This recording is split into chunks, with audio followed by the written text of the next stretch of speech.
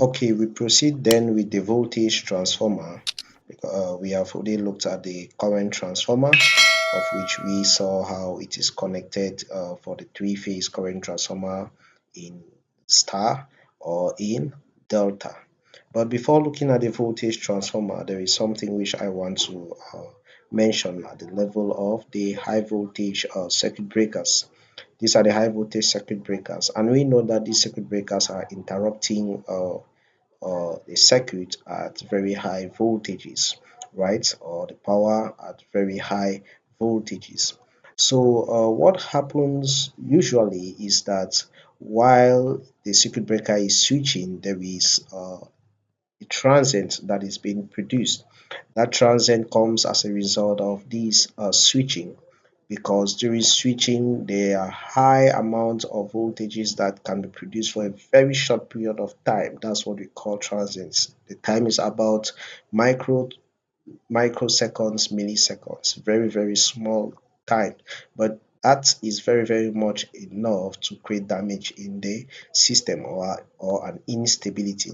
So it is very, very much essential for circuit breakers to be equipped with systems that can reduce these over voltages due to this switching, right? So circuit breakers, one of the ways to counteract this is to use potential dividers at the level of the circuit breakers. It can be incorporated internally at the level of the circuit breakers in such a way that while it's switching, the potential divider is being activated in order to automatically reduce the voltage, because there will be an overvoltage. So to reduce this overvoltage for a very short period of time before it is the potential divider is being short circuited or removed from the circuit. This is used to help counteract this effect of the switching over voltage. So there are other methods or ways of counteracting this effect.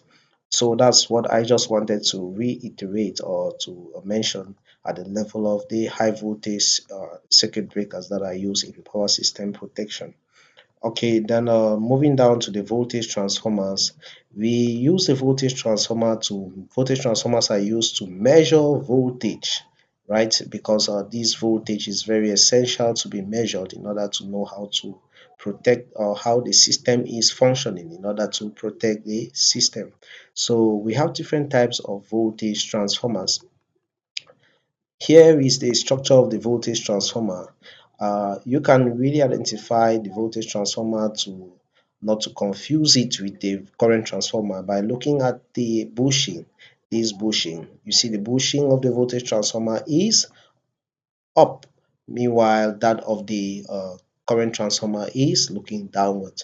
So this one way in which you can differentiate between the voltage transformer and the current transformer in a substation.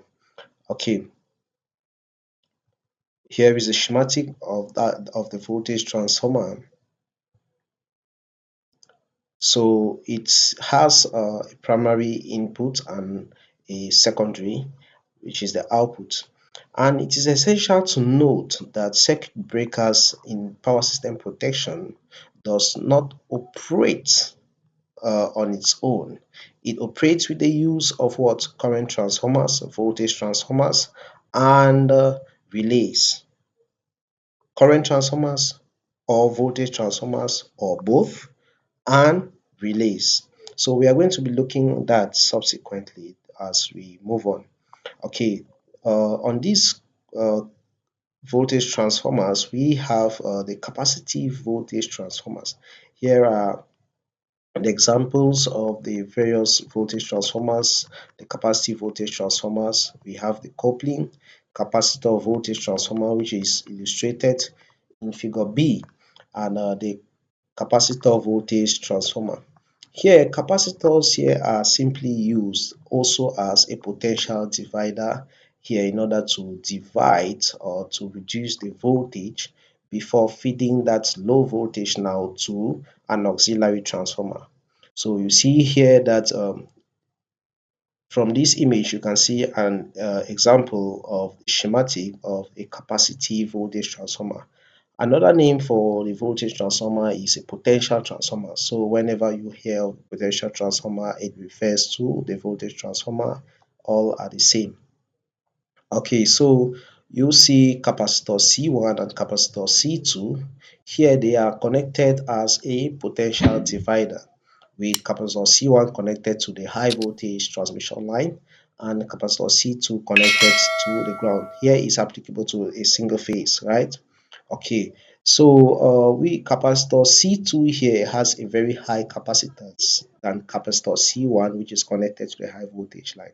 So the capacitor C2 that is connected to the ground here has a very high capacitance. And since it has a very high capacitance, its impedance is low. And since its impedance is low, it shows that the output voltage at this level will be low, right? So this low output voltage now is fed to an auxiliary transformer. This auxiliary transformer now still steps down that low voltage to an appropriate uh, lower voltage, which is now used to measure using the relationship between the turns ratios.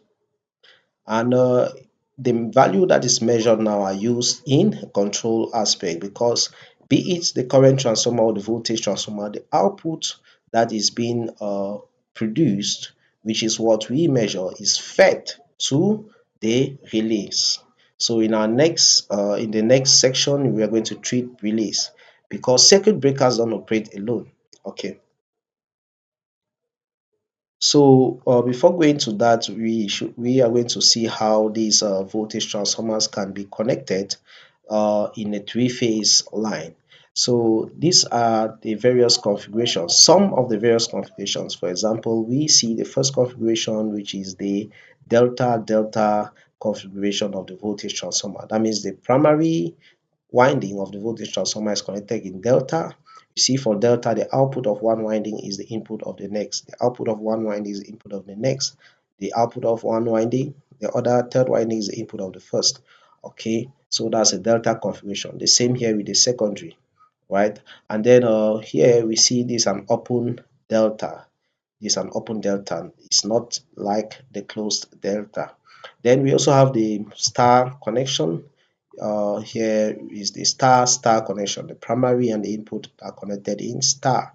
You see here output, output, output of these three windings are short-circuited or connected together to form the star point. Same thing with a secondary. We have other configurations which you can take them as an assignment to draw that of the delta star and also delta and also the star delta configuration. Okay, then we look now at the next equipment which is used in power system protection, which is very much essential, is the relay. We all know that relays, we are familiar with relays, that relays are used in switching. Here, these relays are quite different because they incorporate an aspect of control with respect to the power system protection, because these relays, you can actually set these relays. So we are going to see further detailed calculations on how to calculate the various parameters in order to set the relay for power system protection, because these relays are essential, because it's what has it is the relay that controls the circuit breaker to trip or not, by doing what? By comparing with respect to the parameters which have been set and the input from the voltage or current transformers, to actually know whether there is a fault or not, right? So with respect to this, the relay is able to identify whether the power system is operating at a normal state or is operating at a faulty state, and it gives the tripping command to the circuit breaker in order to trip. So we see that here these various components are intertwined. The current, the instrument transformers, let me call instrument transformer, which are the current and voltage, the relays and the circuit breakers. They operate all together in transmission and distribution, in transmission systems. unlike in the low voltage systems or at the level of consumer that just utilizes only the circuit breakers to protect. So this is very, very much different. Okay, so we have the different types of relays here that can be used. We have electromechanical relays. These electromechanical relays works by the principle of what? Electromagnetism. And we these electromechanical relays have also the characteristics of the tap setting or the current tap setting, which is used to set the amount the faulty current levels and so on and so forth, or the normal conditions of the current and so on and so forth. We are going to see much more of that in detail later. So here are some of the figures of the various types of electromechanical relays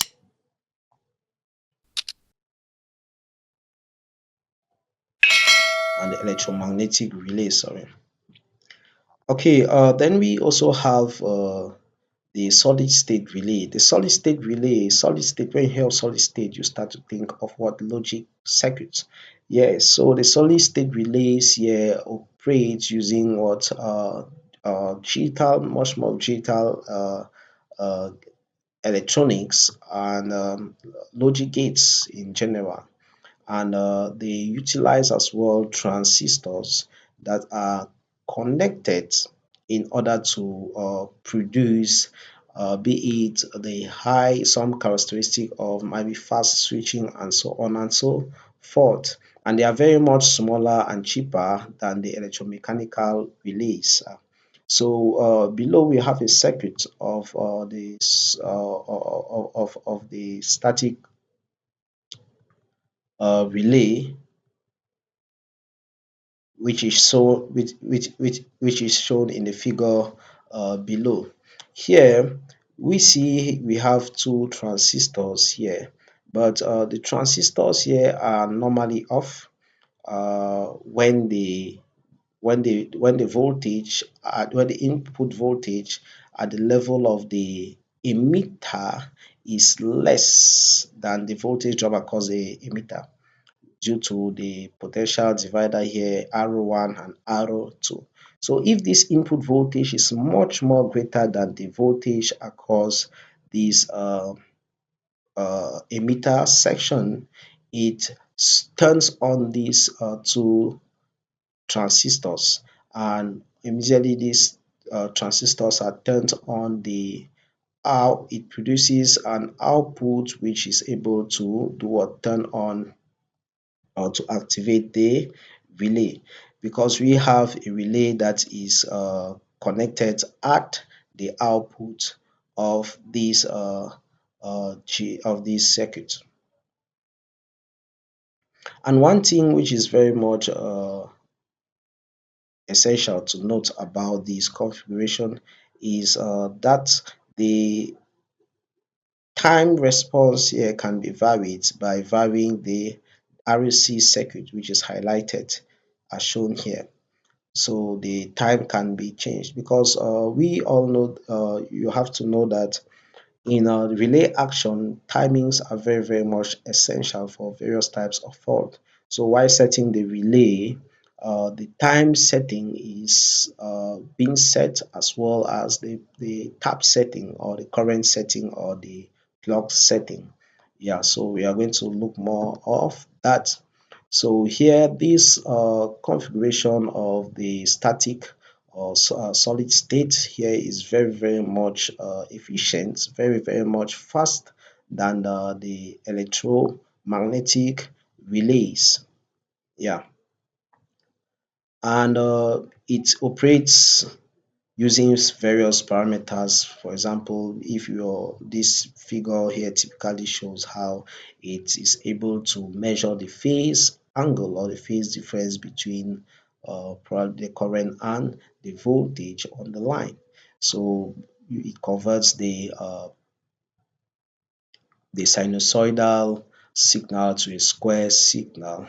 Then it compares them using a comparator in order to come out, or in order to know the phase angle or the phase difference between the two. So it can operate using several parameters. For example, to know the magnitude of the current, it uses not only the phase angle, but it has to as well compare the various magnitudes of the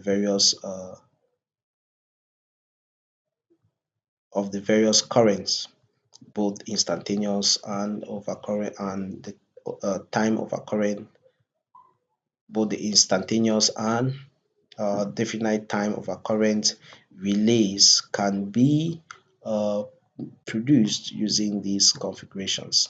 Yeah, any of the configurations, either electromagnetic or static, but the static is very much or solid state is very much effective.